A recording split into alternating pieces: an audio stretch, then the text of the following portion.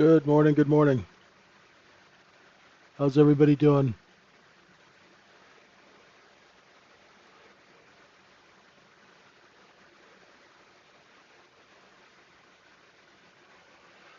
Hey Lear, what's going on?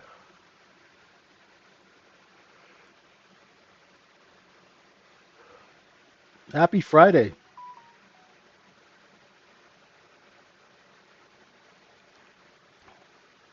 Happy Friday, everyone.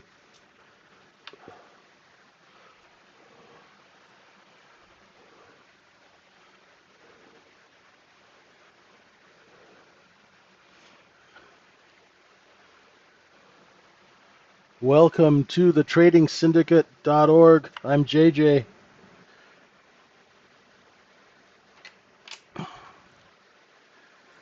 Good to have you with us. And it's a hot one in Liverpool this morning. Well, afternoon for me.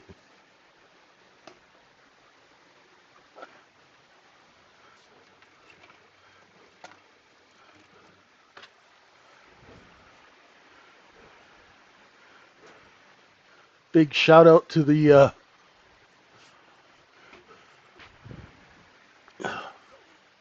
students who left me two air conditioners when they returned back in the building. I would not be doing this without those two air conditioning units. Oh my God. The apartment would have been like a greenhouse. How's everybody doing?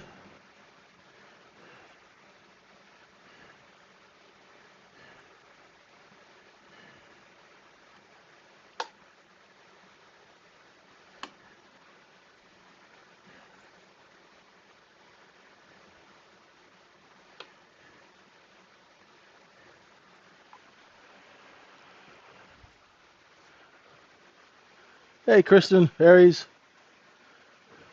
all good. I'm ready for the weekend.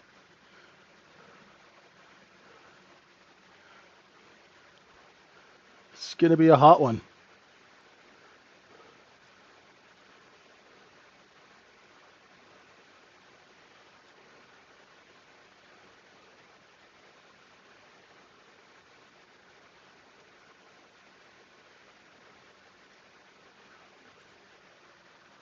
All right, let's get into it and take a look what's going on. So our overnight inventory is short. It's probably 80-90% short as all of the trading is underneath yesterday's close. And right now, we are underneath yesterday's low, which means if we opened right here at 62.89, we're going to open on a gap down. All right. So I'm not a prediction guy, but let's look at some scenarios. Inventory is short. So the normal course of business is to do this to correct inventory, right? If inventory is long, we do this. Okay?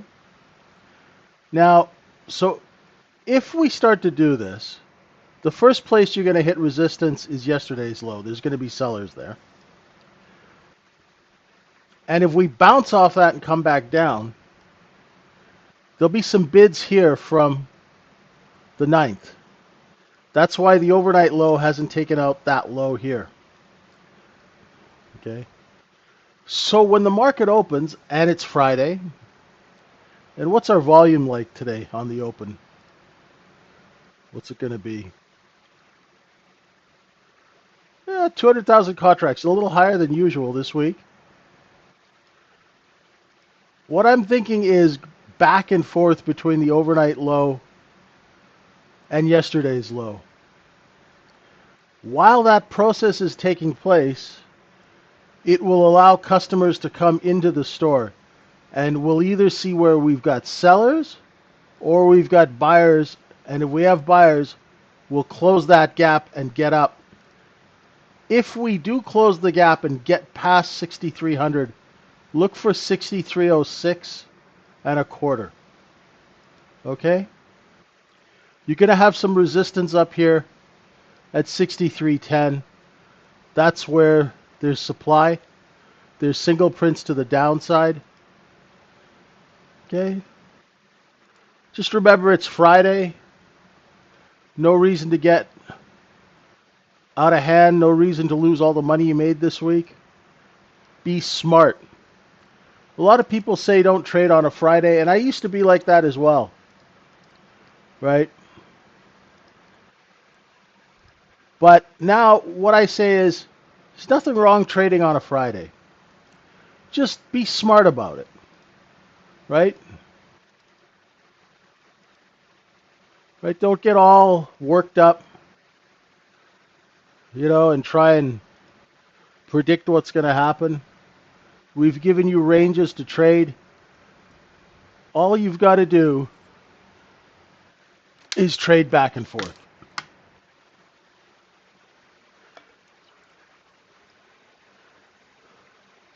So we got a question on YouTube. I noticed that Monday's expiring options has a huge call position at 62.80. Does that mean anything? It means absolutely nothing to me. To be quite honest, I have no idea how to use that information in a trade setup. If you do, all the power to you. But you might as well tell me there's a purple cow walking across the street in Manchester right now. I have no clue how to interpret that and make money off of it. And unfortunately, that's the thing. And I don't mean to be rude about it. I just don't know. And I'm never going to BS you guys, right? If I don't know, I'm going to tell you I don't know.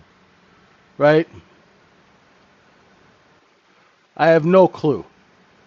And a lot of people who say they have a clue, they're telling porky pies. Because if you ask them what the trade setup is about that, where they'd put their risk, how they'd manage their trade, what the business reason for their trade is, they're not going to be able to tell you. They'll be able to spout some sort of a fact or some sort of a number, but they have no idea how to incorporate that into a legitimate business plan. Right? I have to use Bitcoin as an example. There's some nudnik out there, was it weeks ago, he said, Bitcoin will never get over 112,000. And I was like, now that got my attention. And then I looked and the guy's got a couple of 100,000 followers. So what does he have to say now? He goes, it'll never get over 112,000 ever. And you've got people listening to this dude. So I hope nobody dumped their position because they thought this guy knew what he was talking about. What I'm saying, folks, is please do your own research. If you don't know what's going on, spend some time and learn what's going on. Right? Nobody has all the answers, right? What you got to do is you got to have a way that you do business that you know works, right? So, for example, what's a way we do business here at the Trading Syndicate? Well, one trade is the look above and fail, right? The other trade is the look below and fail. Those trades are our moneymaker trades. They're our go-to ride or die trades, right? Yeah, Leslie, that really aged poorly, eh? And he was so adamant because he had that dude Elliott and his waves, and he's like 112, and I was so interested in how he would die on that hill. How can you put a top on a product that only has 21 million coins? This is like a very low float penny stock. Right?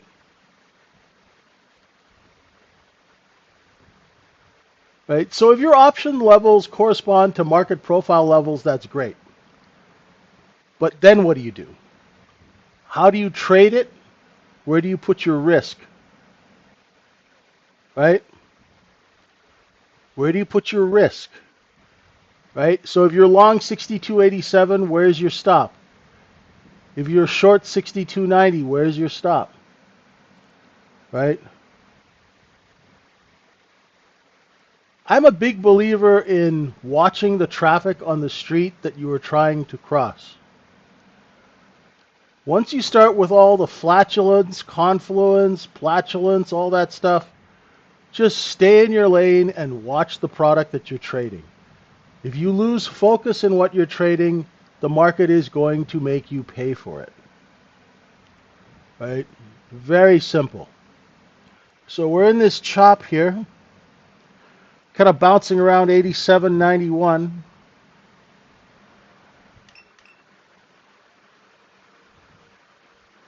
Focus, focus, focus. You know, don't worry about what other people are yakking about.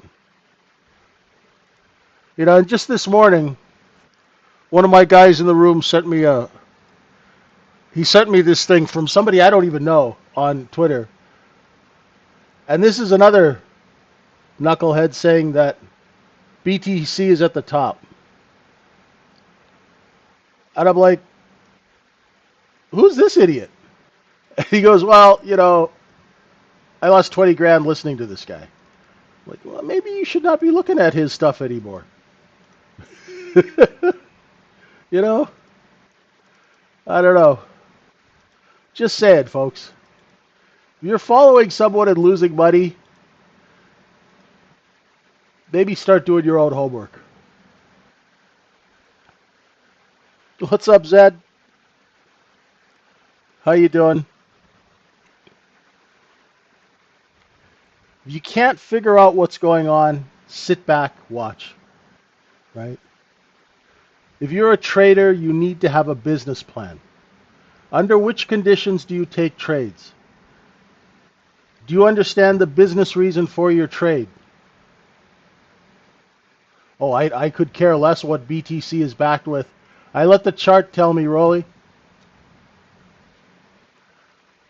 You're talking to somebody who's taken penny stocks from 30 cents to $300, and they weren't backed with anything. But they sure as hell bought a really nice beach house. That's all I care about. I don't care. I've learned a long time ago not to look at all that stuff. If you cats are buying it and pushing the price up, great. If you're not buying it, that tells me another thing. Right? I just let the chart tell me. I am not a macronutrient guy. Right? Very simple.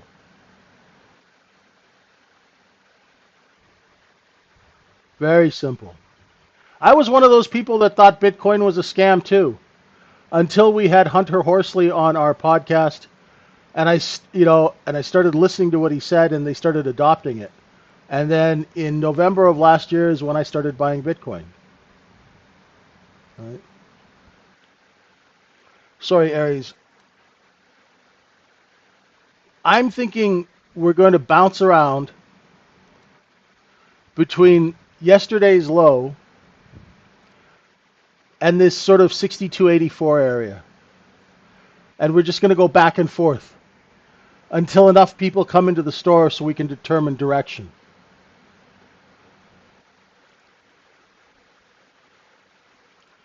Right?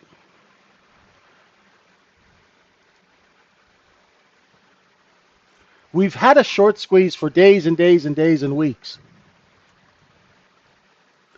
I am seeing sellers, right? I see sellers at 62.93. I see sellers at 62.91. So I know there's product for sale, and I know that the sellers are competing to capture the buying. Magically at 62.84 to 85, they stop selling. Right? That is information you could use. Right? If you know they're selling here and they stop selling here, that's practical information. So the trade is back and forth between the edges of where they sell and where they stop selling. Right? That's pretty simple. Right? If that breaks to the upside, then, we look for a gap fill at 96. But let's see, right? The thing is, just be relaxed. Let the market open. Let it show you what it's going to do, right? There's no need to get all hyperactive, right?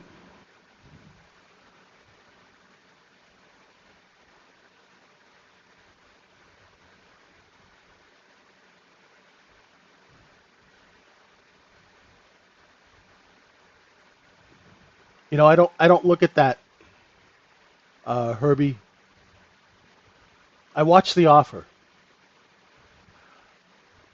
If I may, I can give you a little hint that will narrow down what you need to look at and help you concentrate.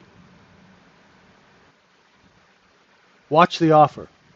If the offer is moving lower, it means sellers are competing.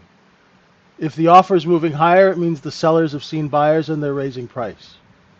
If you can just keep that in your head, don't worry if it trades on the bid or on the ask or all that stuff, right?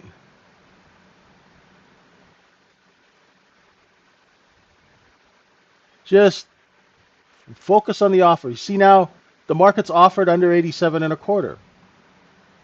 So now we'll look to see if it can take out the 85s. I'm in Liverpool. I'm in the great city of Liverpool.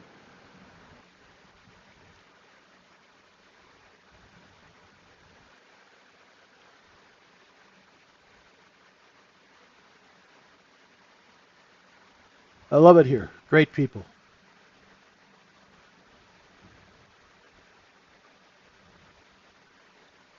Does that make sense?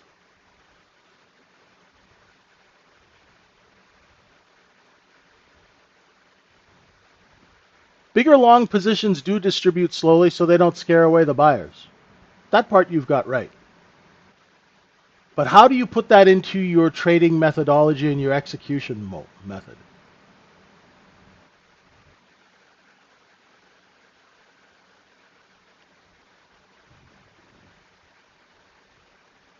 I do teach how to use TPO, but practical TPO.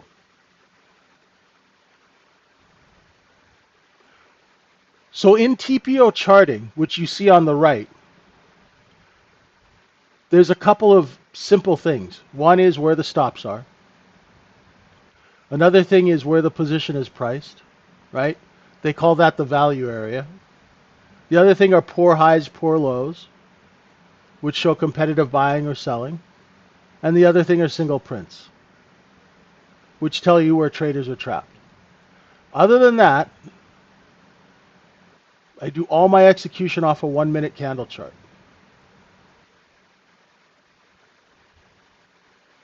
So we will teach you TPO, but only what is necessary. Because unfortunately with TPO, you can waste years going down rabbit holes that will never make you any money. And I found that out the hard way. There's some beautiful, wonderful aspects of it. But there's about 90% of it which is absolutely useless in the real world. Because you can't wrap an execution model around it.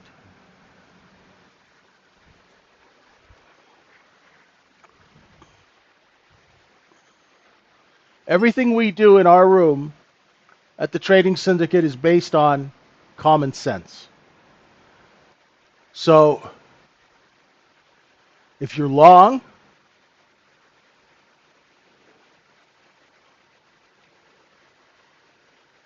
it means you see supply has run out and prices going up. So you grab some supply and sell into that. If you're short, you see sellers are competing. What's up, Travis?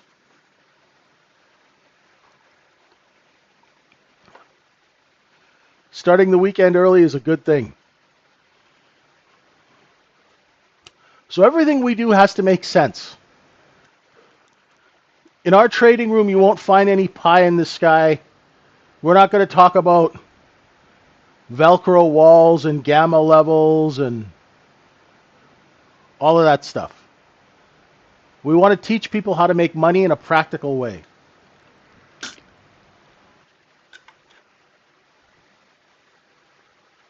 right? And when you do join, not sure how to pronounce your first name, Nabosa. When you do join, DM me, and that goes for anybody who does join. Message me when you get into the room on Discord. I'll be happy to help you get set up. And if you have questions,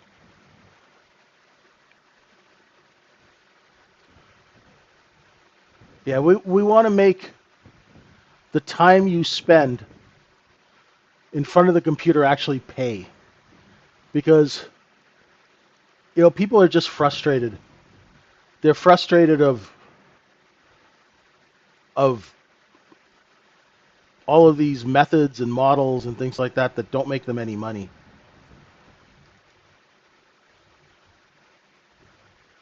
So we're going to open on a little gap here. Oh, we still got 6 minutes.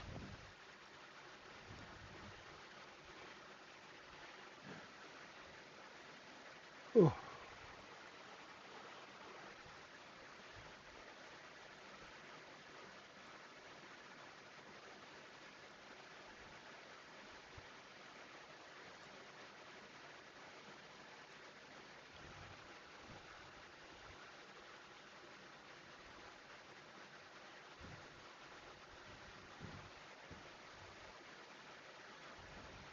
Stop it, Jam, with that stuff. You already traumatized me with that news. No more.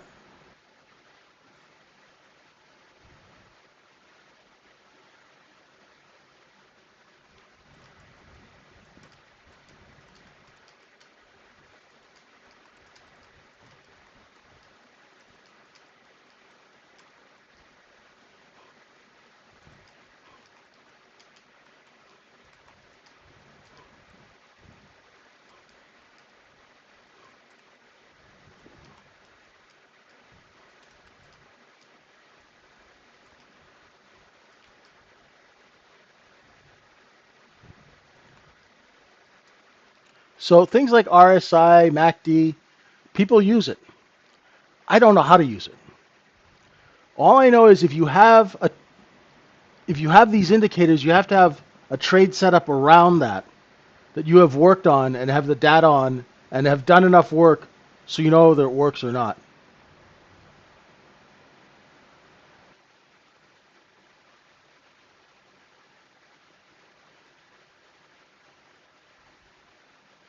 Good stuff.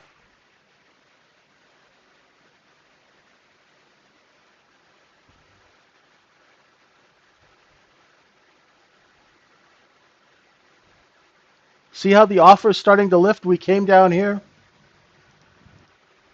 you know, and then all of a sudden, magically, the sellers started to lift price, right?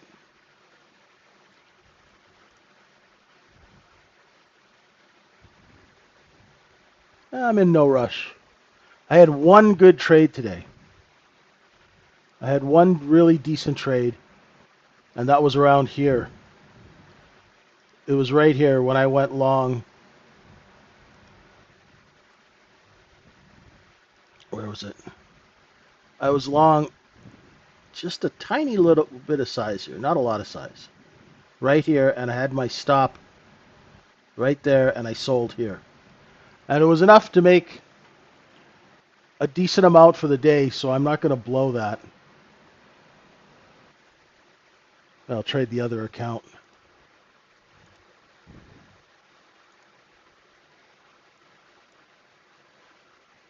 I'm a big fan of when you make money holding on to it,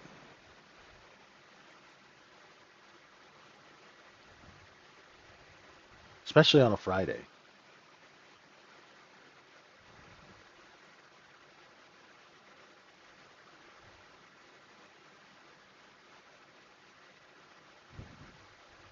All right, let's open this thing up and get going. Oof.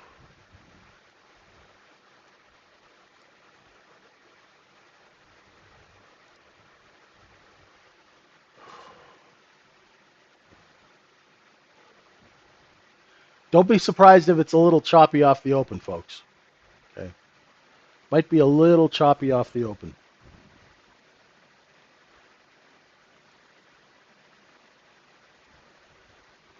Ah, there you are.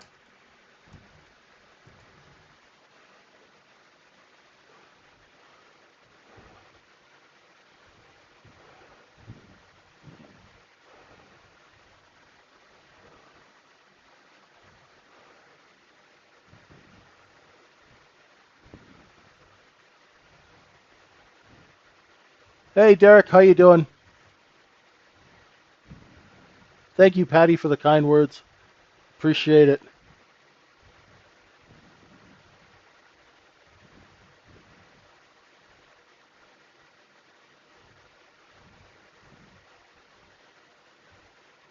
Lear's doing his little long before the open.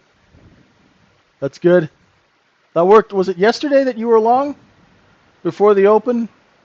Inventory was short.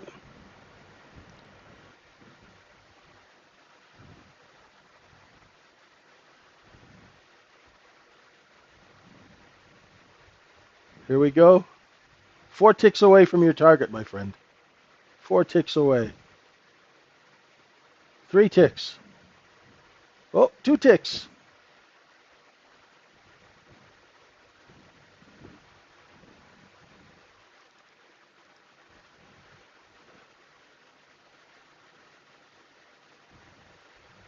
You getting a Tesla? Cool. Let us know what the experience is like. I've actually never driven one.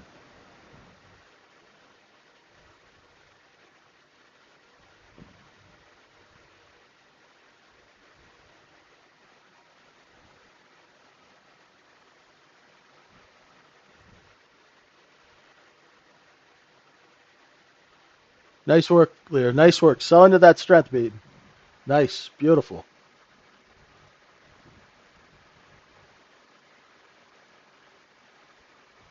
Ah, nice work. Nice work. Good looking out.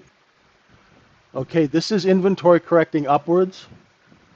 And we're off to the races.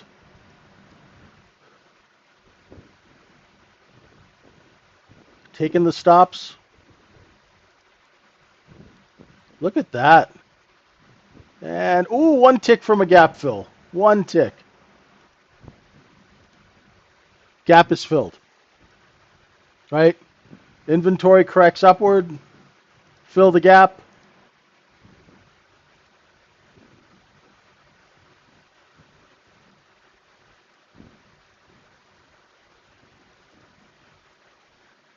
Let's see now if we can stay above VWAP.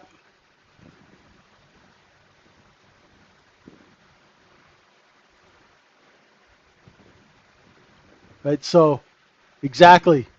Inventory was short, Derek. That's why we had that little move up to correct inventory. Nailed it.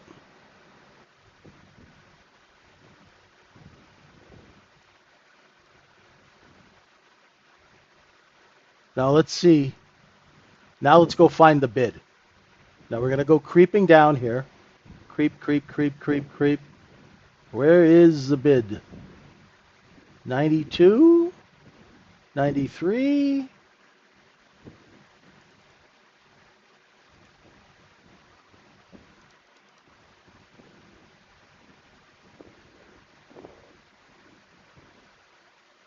Technically, that's a look above and fail of 98.5. We should be targeting 91. If we stay above this little white line, we're going to rotate back up to VWAP. That's why I was saying 93.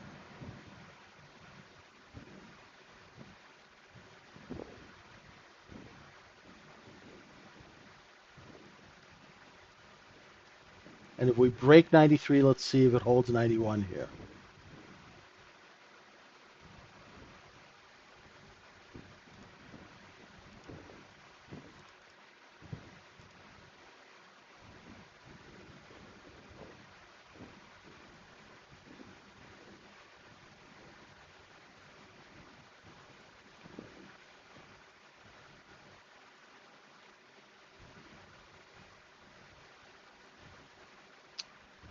Yeah, I wanted to buy 91, 91 quarter, but I hesitated.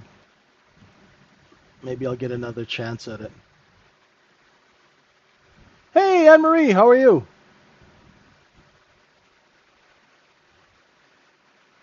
You know what, Anne Marie? I'd love to do a Zoom with you, and you could like draw out the pattern, and then we could go and look at the business behind the pattern. I think that would be really cool and quite helpful for the people in the room when you have time.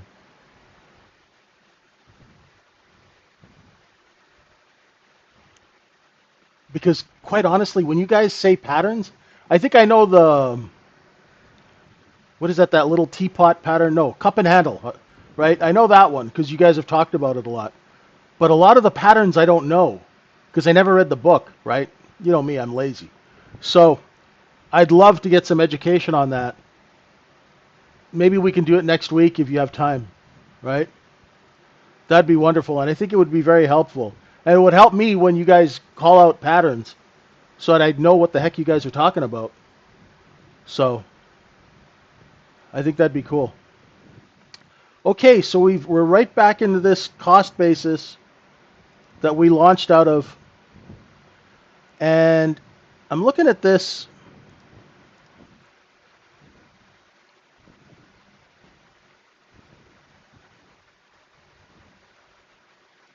Not seeing a lot of bids coming in.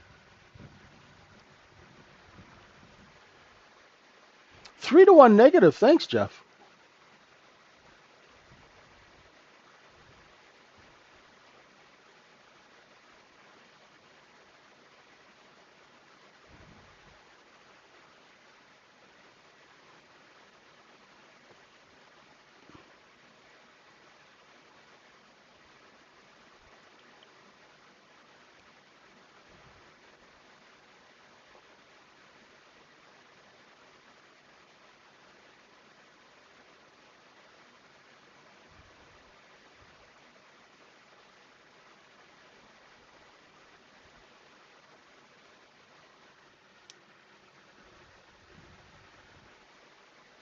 Well, the only thing that's holding it up here, Aries, are short covering bids, right?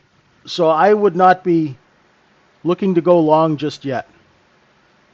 I don't see any reason for a long, and quite honestly, I screwed up the short because I wasn't even thinking short what I should have been.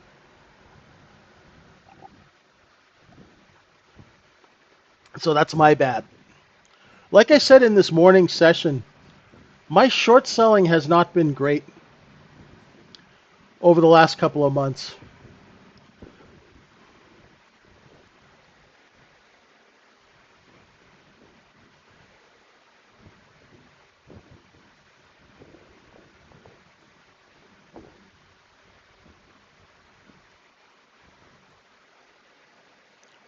What I'm going to do this weekend is I'm going to do a little chart replay and work on my short selling skills.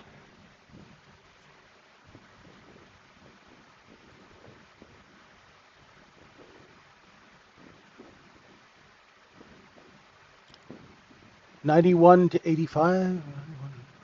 Yes.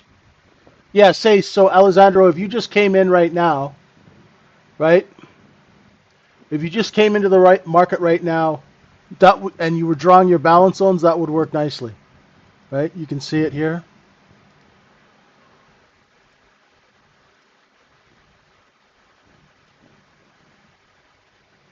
That would work nicely.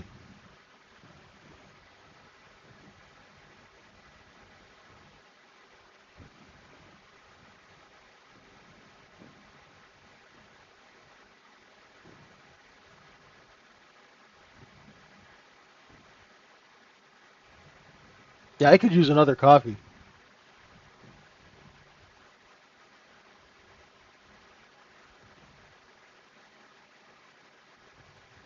It would be nice now as a Cuban coffee. That would be nice.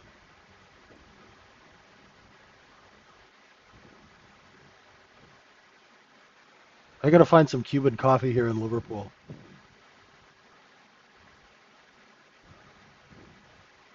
62.83 to 79. Oh, okay.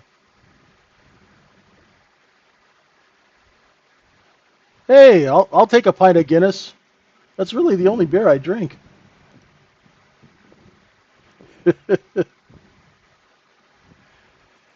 It's one of those beers that you can only have one too. You can't drink a lot of that stuff.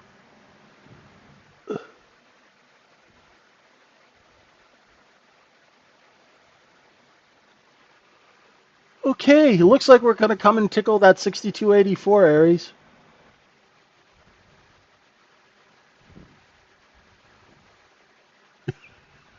Oh my God, you're hearing my voice in your dreams. I'm sorry, Agatha.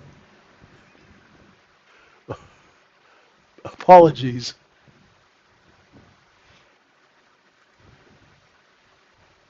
No, Derek, I'm too old for that stuff.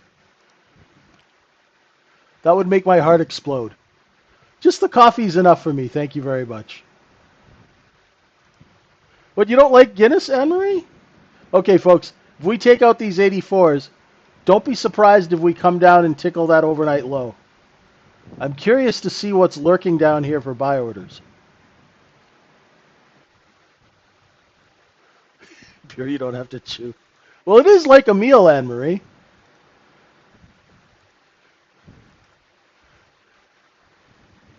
Oh, yeah, there it goes. Yeah, I got to work on my short game.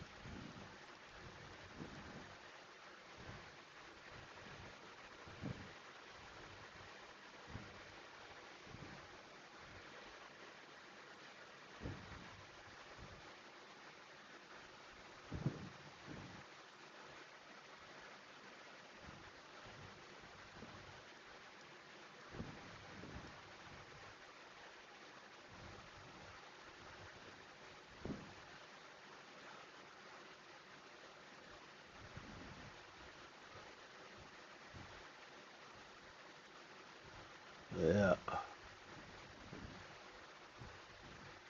Okay. What are we doing now?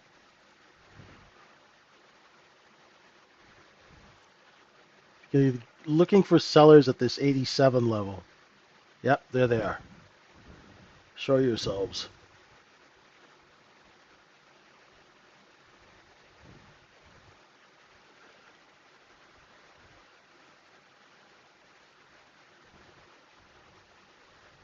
Okay. Your megaphone's kind of lining up with some of these levels here, Anne Marie. That's interesting.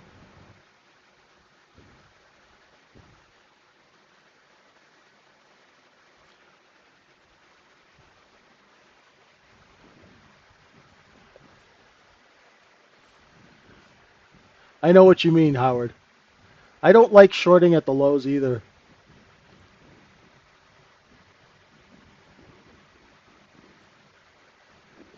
Oh, cool.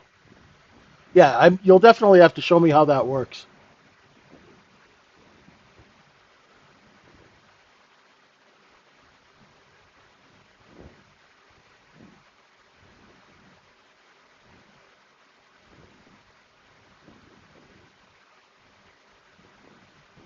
I'm always amazed at technical analysis traders. I'm for folks who are wondering, I'm waiting for the market to go and tickle that 62.77, 78 area and see what's lurking down there. And if the bids that were there in the Globex session, are they still there now? The selling's very sort of measured. It's not, it's not like an emotional sell-off. It's just sort of a steady sell.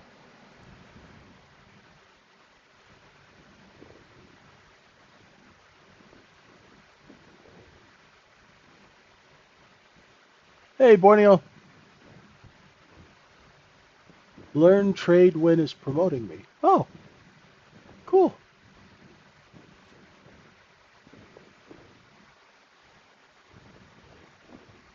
We're lucky to have Anne Marie in our room. She's a frequent guest and contributor, and she really helps a lot of people out.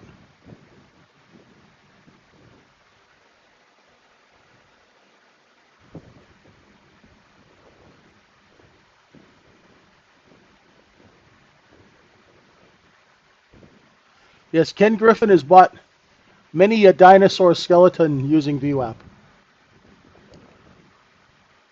Who did he buy this week? Was it the Constitution? He bought some important document again, didn't he? He likes to go shopping.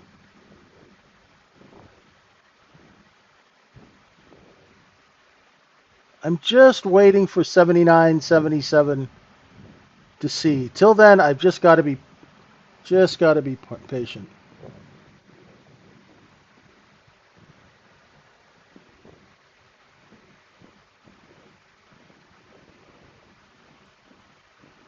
Yeah, Citadel has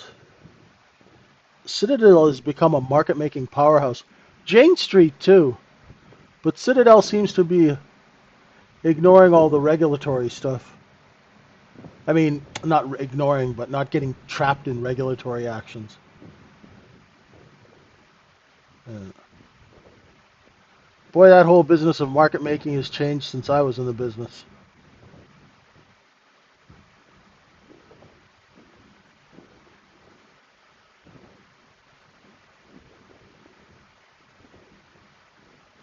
All right, ladies and gentlemen, come on, market. Let's get down to 77 and see what's.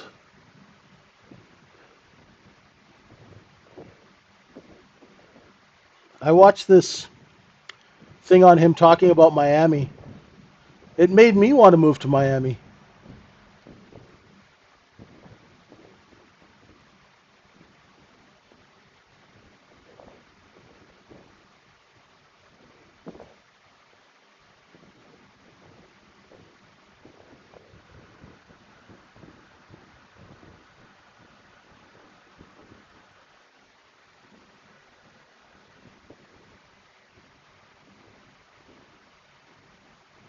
Now, I'm not seeing a long just yet. The trade I'm looking for, folks, is because honestly, I have not been good shorting this week. So the trade I'm looking for is a look below and fail of the overnight low.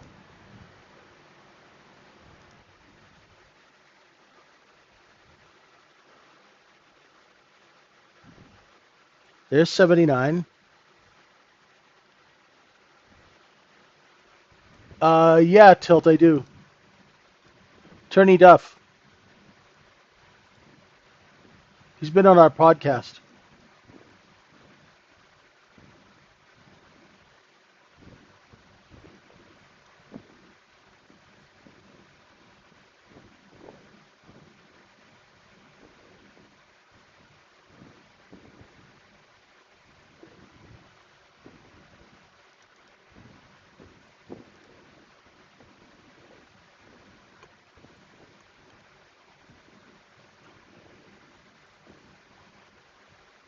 A little short-term lack of supply got us almost up to 83, but I have to wait.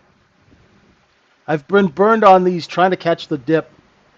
I've always been burned on this kind of trade. So I've got to wait for the look below and fail.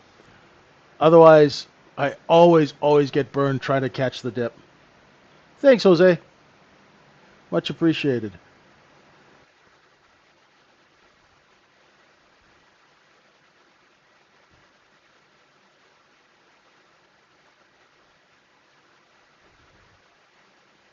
LBF is a look below and fail. So what that means, Derek, is do you see the overnight low? The trade we like is the market to break it and then come back up over it. So then we can go long, we have a place to put our stop, and we know the sell orders underneath that level are done for now. And then as soon as the market moves up, we let them have it.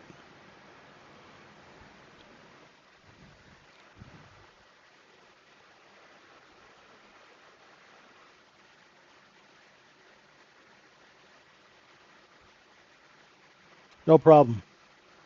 It's our one go-to trade.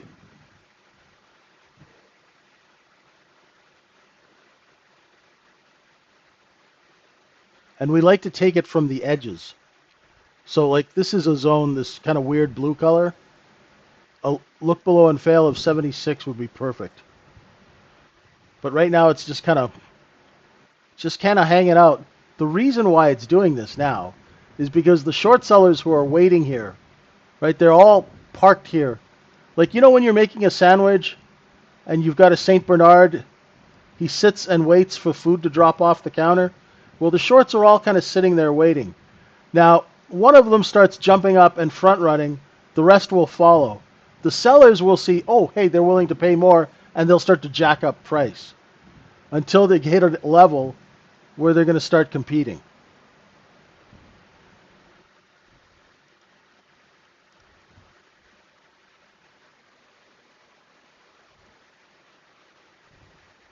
Yeah, the shorts will all be sitting here waiting. But if they see that the market's not getting any lower, they'll jump the line. It's just that any reference that everybody can see is where large players will be positioned. It's like the popular moving averages, the open, the close, the previous day's low, the overnight low. Those are all places that people will be congregating waiting to execute. I like to call it the popular nightclub, right?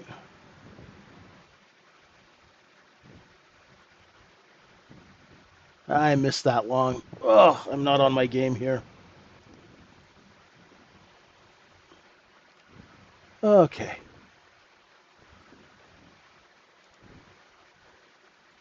If you are long, you're looking for the 90s, you're going to see a little bit of resistance.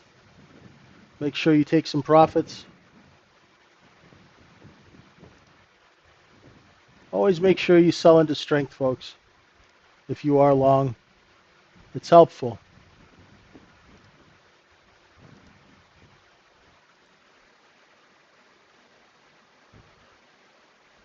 What time Eastern is the overnight low? Oh boy, hang on.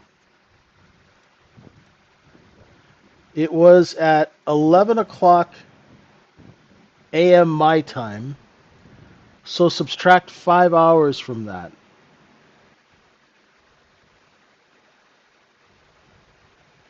Because I'm 5 hours ahead of Eastern.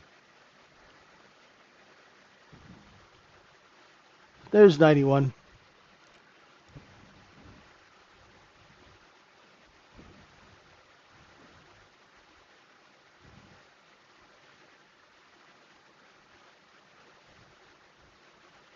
Oh, sellers were still there at 92 and 3/4. But did you see that, folks, how they front ran the overnight low?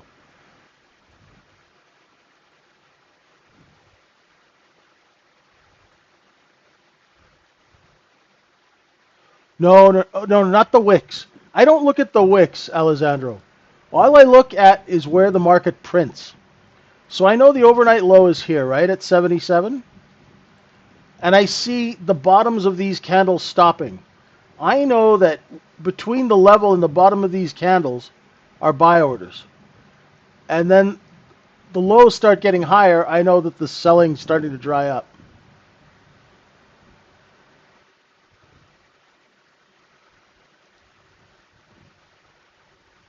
Are we likely to retest it? In a normal market, yes, Anne Marie. In this market, Anne Marie, have you noticed lately that actually over the last 3 years that this market tends to run out of supply just when everybody gets short waiting for that second test of a low? Have you noticed it has the tendency to do that?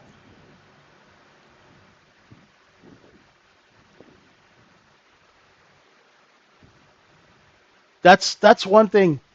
Shorting, it's unfortunately this market has taken the fun out of short selling, right? It's it really has, because in the old days you could short something and it would just go down. Here it takes forever to go down, and then it stops, and it just reverses on these big green candles. So if you're short in the wrong trade location, oh my goodness, it's like getting a root canal. Oh, it's the worst.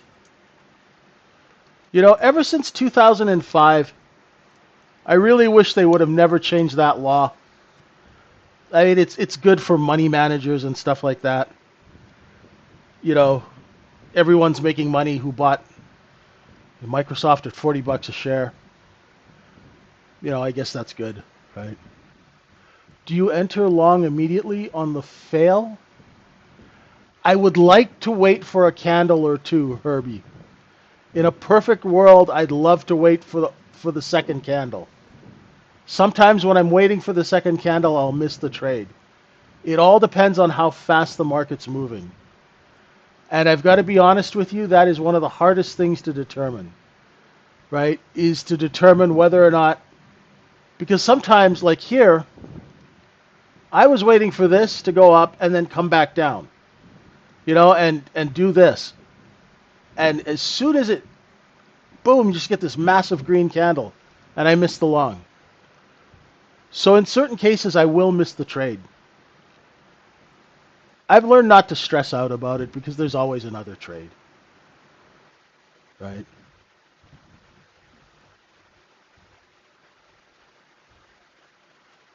It is. It is. It's difficult.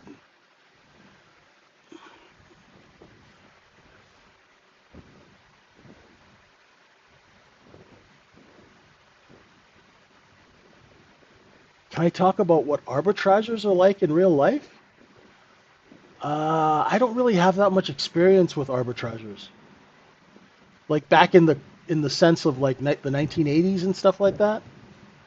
So what I did was, Jaijun, if you had a public company and you had 100 million shares, I would be your trader and I would sell that stock. So I would develop relationships with market makers so they would show me buy orders when they came into the market so I could liquidate your position.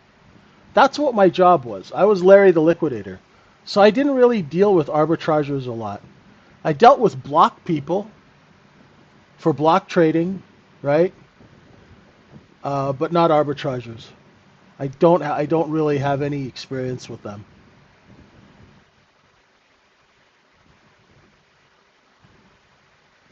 And that's the thing, Tilt. You're not gonna win them all in this business, right? You win some, you lose some, keep fighting. Just manage. The biggest thing is when you take losses, manage those losses so they're small. Like in this morning's recording, if you watch it, you'll see me getting stopped out. Um, and then I turned around and the stop actually gave me some information so I could, improve my next trade. 3 second charts? I haven't seen. I haven't. I don't really watch YouTube. You know what I watch on YouTube? I watch Harry's Garage, which is this old British guy who talks about cars. So I basically watch car and cat videos on YouTube. That's my thing on YouTube, right? I don't really watch a lot of trading stuff.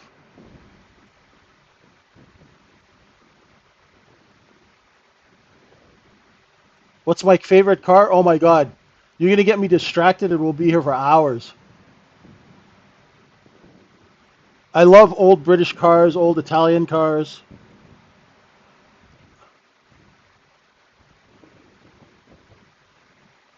250 GTO is a little bit above my price range.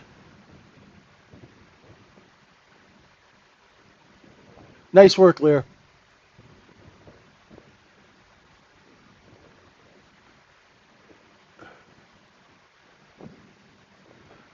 I would, yeah,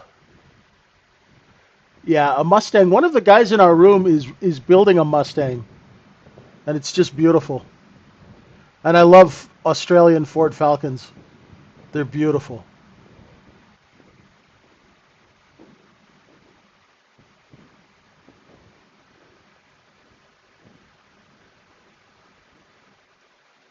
So, what are we going to do now? Okay, folks, if we take out that A high at 62.99, look for a stop run. Let me go put the stops in, make sure I've got. See, I'm a little unorganized here.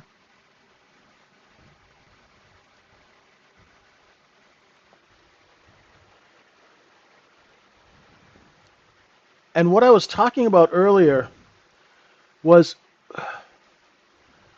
this market, it one time frames up, which means the highs, the lows get higher, and it's trend up, and then it breaks trend, and then it resumes trend, and then it breaks trend. So what happens is, unfortunately, a lot of people get short when it breaks trend because it does this and that. And if you're getting short in this area, you're helping push price up higher. Very difficult.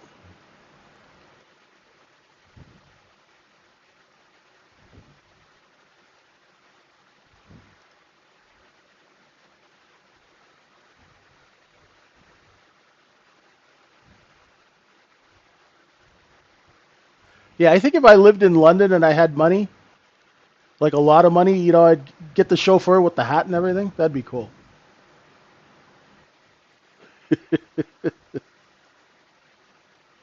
Get the Bentley with the chauffeur.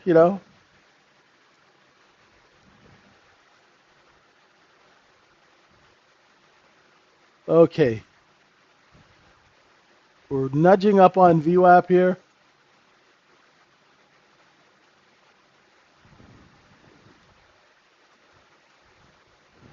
Oh, we're past VWAP. Okay, sorry about that.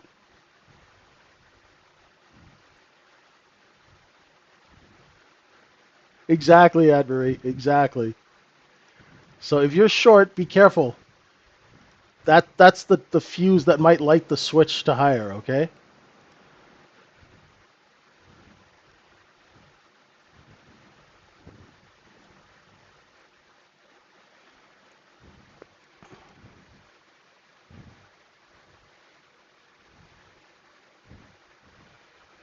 I think that's why I like Liverpool so much is I can walk everywhere.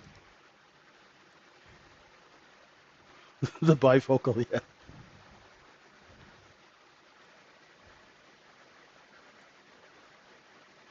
Wow.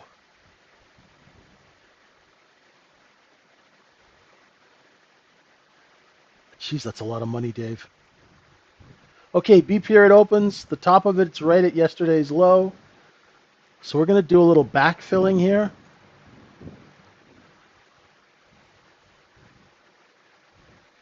And let's see if we can hold the open. Nice work, NFT. Well done.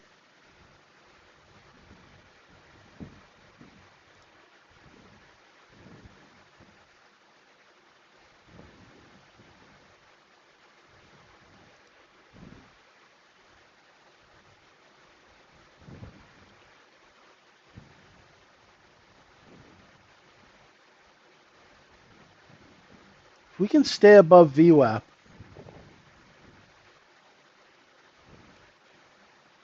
if we can stay above VWAP, let it come down. Let it come down. There's VWAP. So if we do a little tag of VWAP, let's see if the offer lifts. Right? Take one at 94.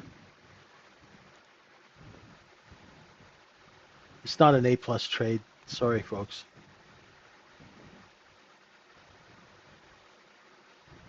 And if it breaks VWAP, I'll scratch the trade.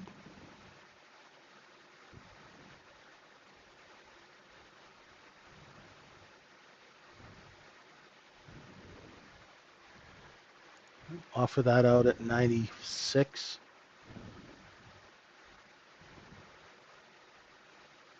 I don't think this is going to work. Yeah, I was trying to buy the backfill, Top C.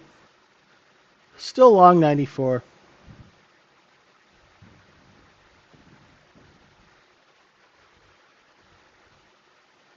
Now, I'm out at 95 and a quarter. I was too early.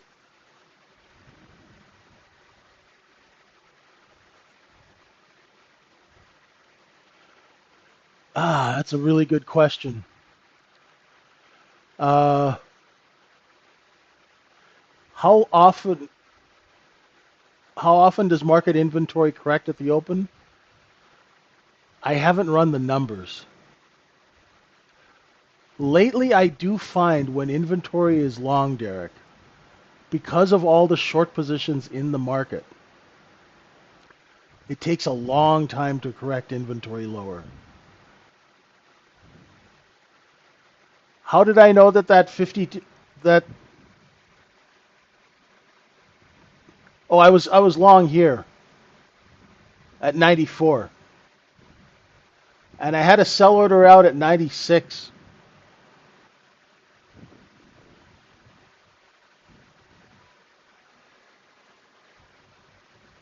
And when my sell order didn't get taken, I just hit the bid.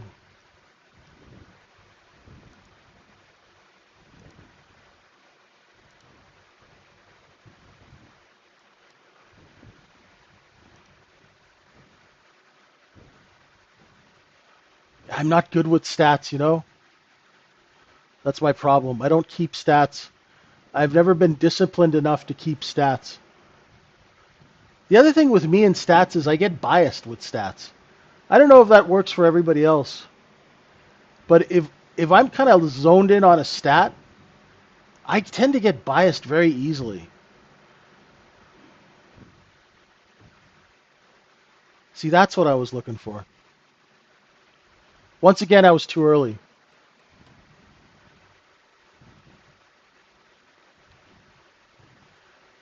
My biggest problem in retail trading, number one, was trading too early.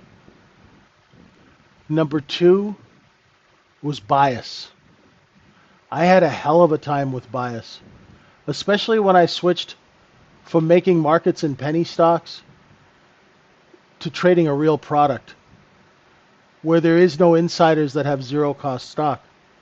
So these markets are very hard to short, unlike a penny stock that pumps and dumps in a day, right? Very, very different. So that was one thing. Intel warrants no. But I'm just saying, right? Yeah, I was too early all the time. Even now, just now, I was too early on that trade that I scratched because I was trained to be fast. And I come from the era of phone trading, right? So, and the era of if your phone rings more than once, you're fired. You've got to pick up the phone on the first ring, right? And you have to execute trades in 30 seconds or less. And that involves making a phone call, right? And getting the order in, getting a print, getting a fill. Otherwise, your clients, they just didn't have any patience, right? Because there's hundreds and hundreds of thousands of dollars at stake on every trade.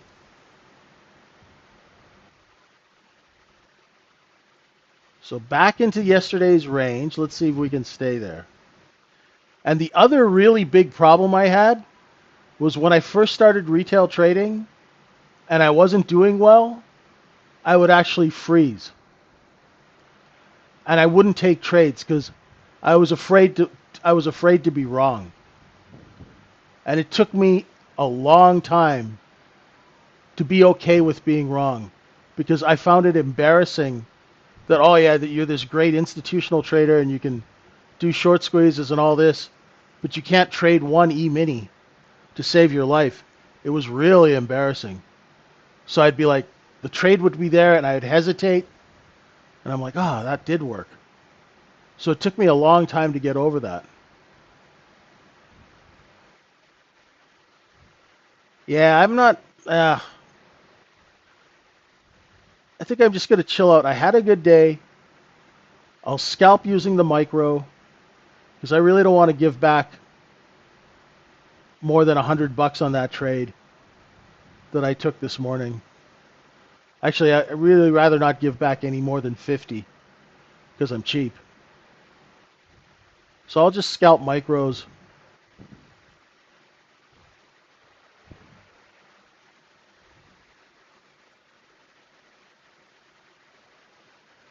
Now, you guys in the coaching class, any of you guys in the room?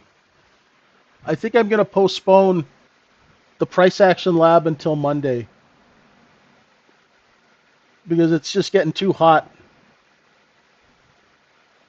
in the building here. It is creeping higher though, eh, Lear? It's creeping higher.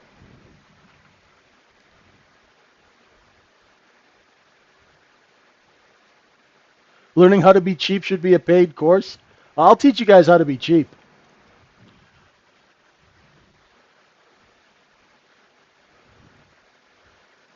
You know, when I'd go traveling with the Penguin, now this guy was worth $400 million, and we'd stay in the cheapest flea bag roach motels, and he'd ask for a discount.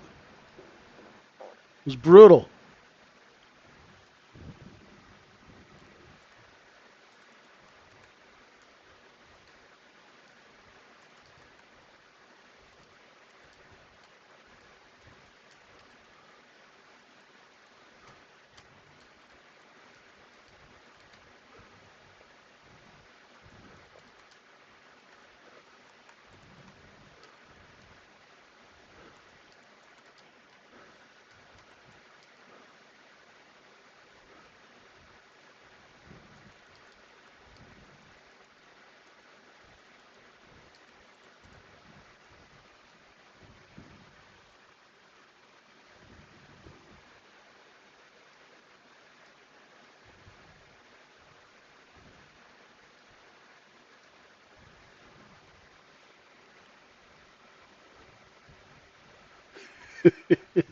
I'll teach you guys how to be cheap.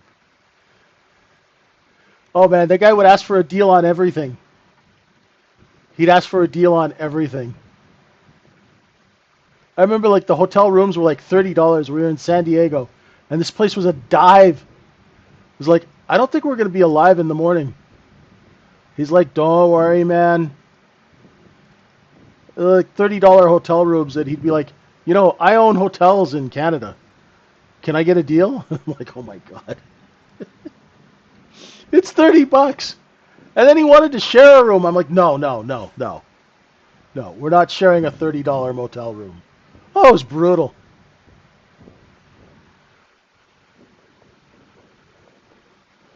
Yeah, and he would steal towels too.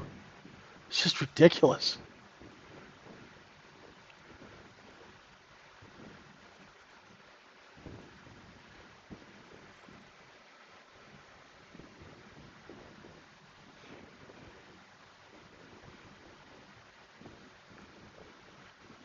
Point of control's up here.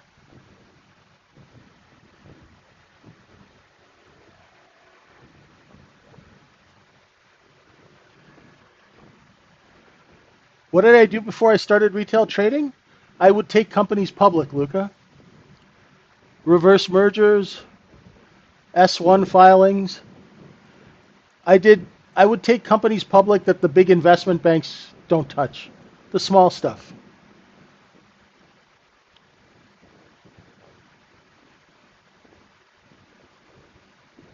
There you go, Patty. Camping in the car.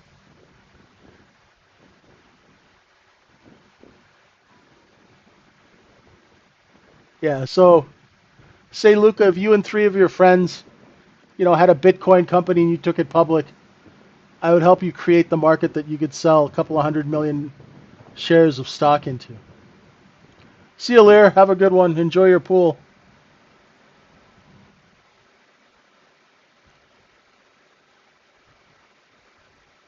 No, no, Omni's dad actually spends money. No, Omni's dad was not the real Penguin. The real Penguin was ridiculously cheap.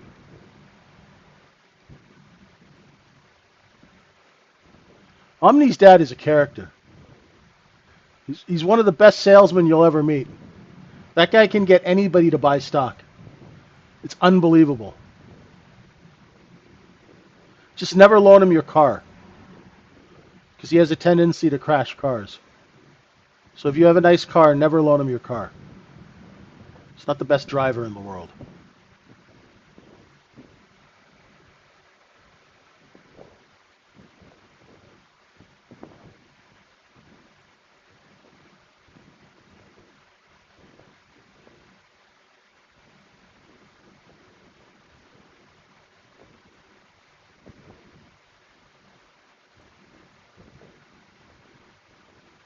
Yeah, that's what they say. I don't know. I'm 57, so the people who taught me were quite a bit older, and they'd gone through some pretty hard times, so they tended to hoard their money. It's really choppy. Was I private? Well, I worked on at a brokerage firm and I worked in investor relations before, so I had a couple of hundred clients. So, I was kind of like the concierge of the OTCBB. You need a securities lawyer, you need a market maker to file a 15C211, you need you need a transfer agent, um, you need to get a chill lifted on a stock. People would come to me and I would help them solve their problems.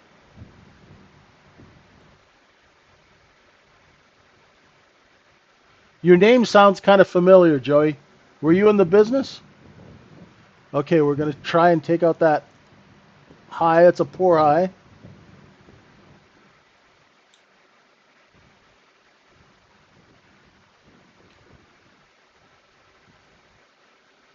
See you, Topsy. Have a good one.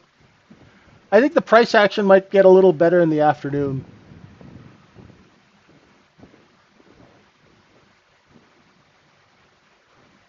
How do you get in the training? You can DM me anytime, Colin.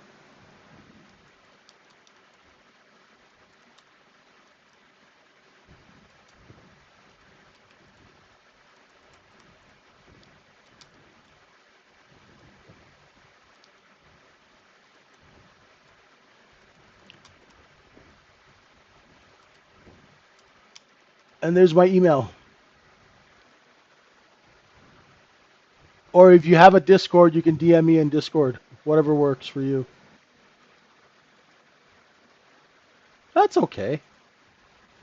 Your name sounds kind of familiar.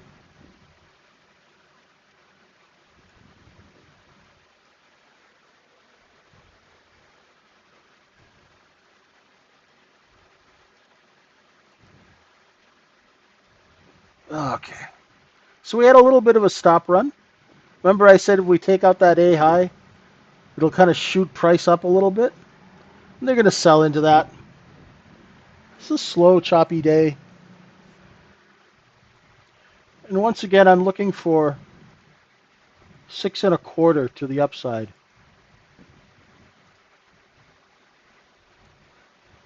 63, 6.25.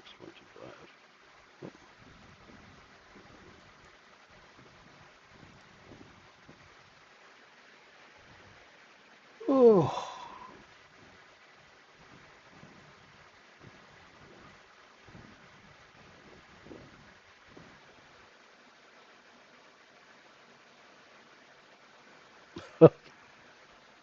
Well, there was, I mean, how did I know that there'd be a stop run? Ah, great question, Anne Marie. Okay, anybody who was short would have had their stop at that A high. So when the market triggered price over 99, it triggered those buy orders.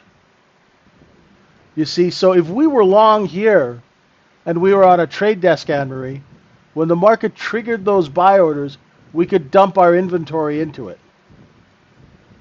Just like when you take out a low, the longs will sell and you can cover your short. It's pretty cool. So the longer the candle, so these are just half-hour candles. But if you have like a 4-hour candle and the top of the bottom, a lot of people will have their stops at the top and the bottom just because of the time factor. It's pretty cool.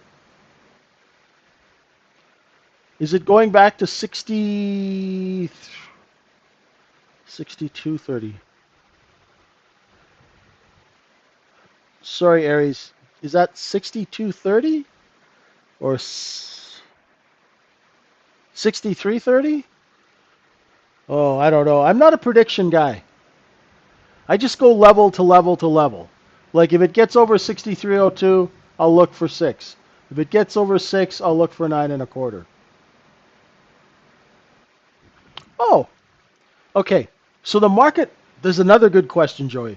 Joey's asking, so the market grinds up like this for a full period, and then you get a sudden liquidation like two big red candles. What it is there's multiple people who sell, right? There's not, like if it was you, me, and Aries, and AZS, and Anne Marie, and Patty, we're all wholesalers, right? And eventually, you creep and creep and creep the price up, and then all of a sudden, one of us will go, okay, you know what? The buyers aren't coming in anymore, and we just hammer it. And that way, so say if you had 5,000 contracts to get rid of, you let the market creep higher, and then you sell. And that's how you distribute size. And if everybody does it at the same time, that's why you get those big liquidation candles.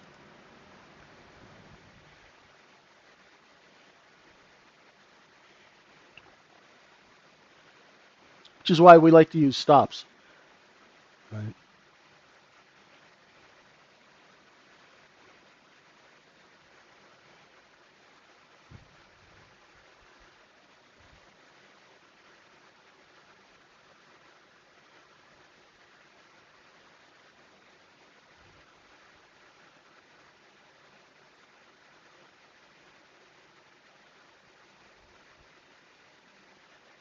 And now, because it's electronic trading, it happens so fast. No, it's not. Well, what it is kind of predictable, because let's take a look at.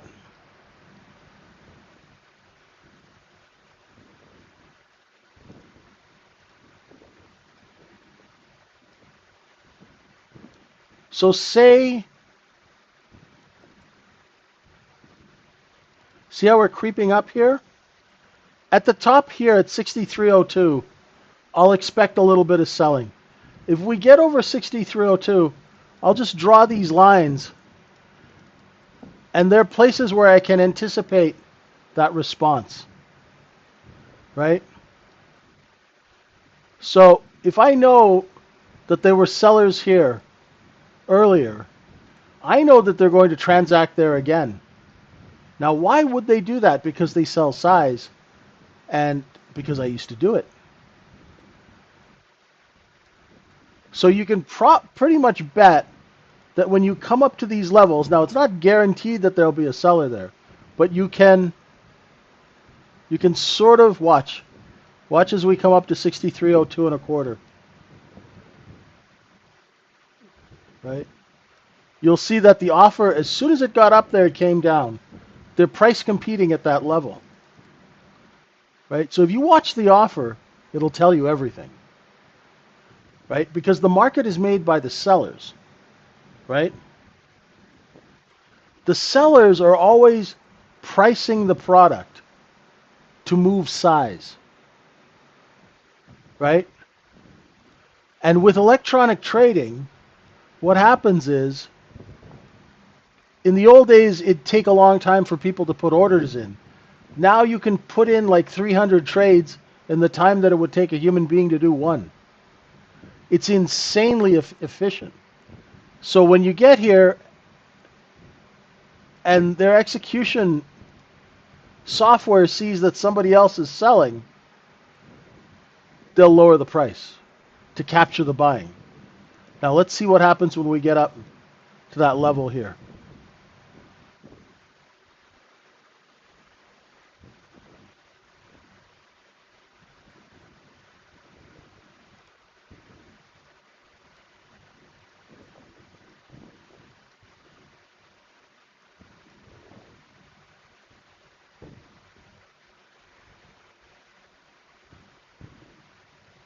See how it's creeping higher? Creep, creep, creep, creep.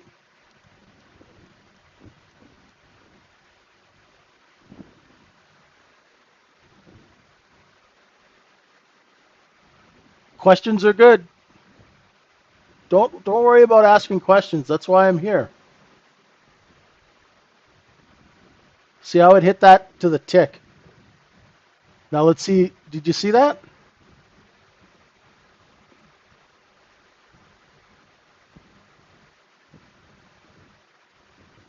Right? Now we'll look for this level.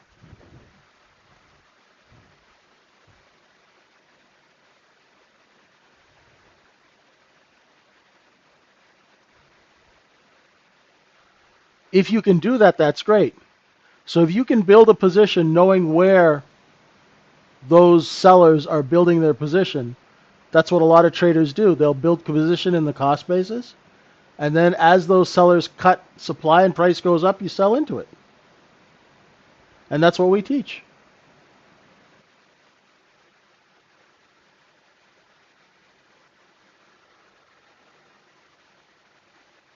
See how it looked above that level and came back in? So there are actually sellers here, right?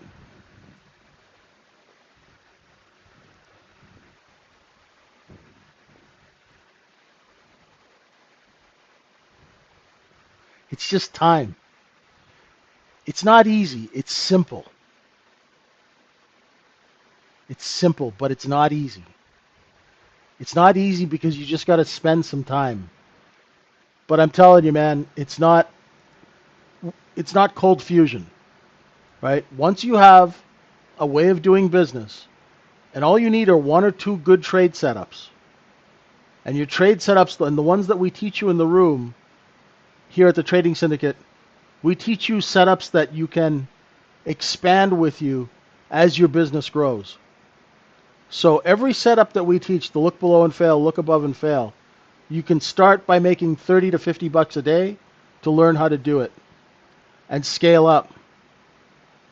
You know, like we have traders in our room who are making $5,000-$6,000 a day consistently using two trade setups and managing risk. They just size into the trades, right? It just takes time. It just takes time and practice. It's just like anything else, right? Right? Trading is still a physical act. So what I like to teach you guys is how to train yourself to execute, right? And we work on execution, work on it, and then you rewind the charts, right? It's just like, I'm assuming you're from Florida, so you watch football. It's like watching game film. Like tonight, what I'm going to do, or tomorrow morning, is I'll go and I'll rewind the chart. There's a thing here called chart replay, right? And you can rewind the chart and watch. And I used to do that every single night after the close, right? It's like watching game film in football. It's the same thing, right?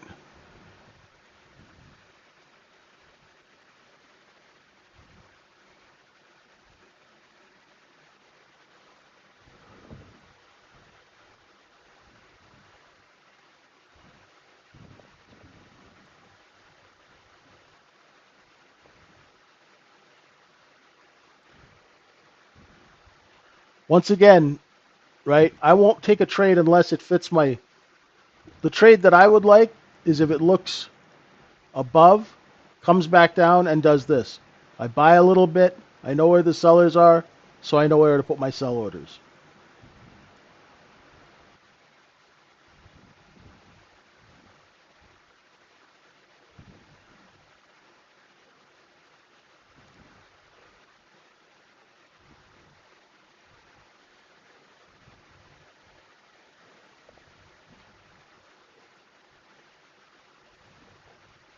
You know what?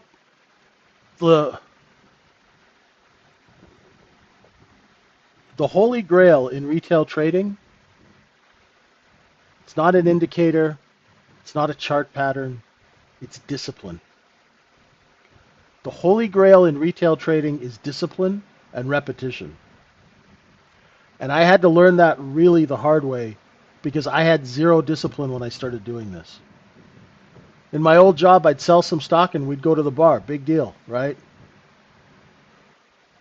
What's, you know,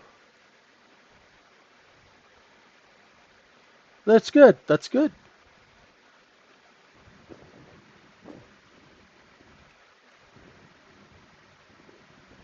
Just remember, right? Be long term greedy, my friends, okay? Be long term greedy like the savage old bastards that taught me this business, okay? Don't think about making money today, tomorrow. Think about 5 years from now, 10 years from now, right? Make sure you have money tomorrow so you can operate your business. That's the most important thing. You don't have to make a lot of money today. Just don't lose it all today. It's okay to take losses. It's okay to be wrong, right? Just admit you're wrong quickly and get the heck out of Dodge, right? Be long-term greedy, right? There's 6. Can we hit 6.25? There it is. Hello. Now what do we do? Is it? Yeah, it's possible to be long-term greedy with a small account.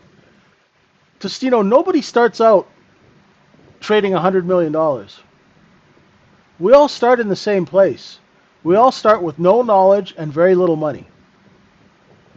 Right? People who start with a lot of money turn it into very little money. Right? The best thing to do with the small account is to be long-term greedy. That's the best way to stay alive. Every day you're going to learn something. Build on it. Take those little lessons and build on them. Thoughts only silver roaring.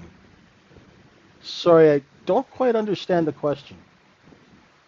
You mean like the silver market?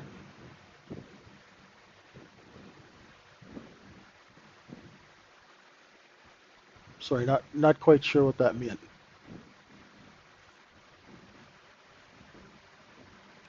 Right. Oh, is it the metal thing?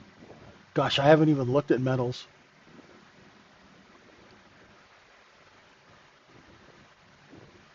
I haven't even looked. Anne Marie would be, she looks at a lot more markets.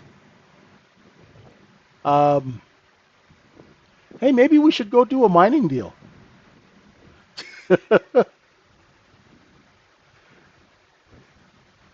You know,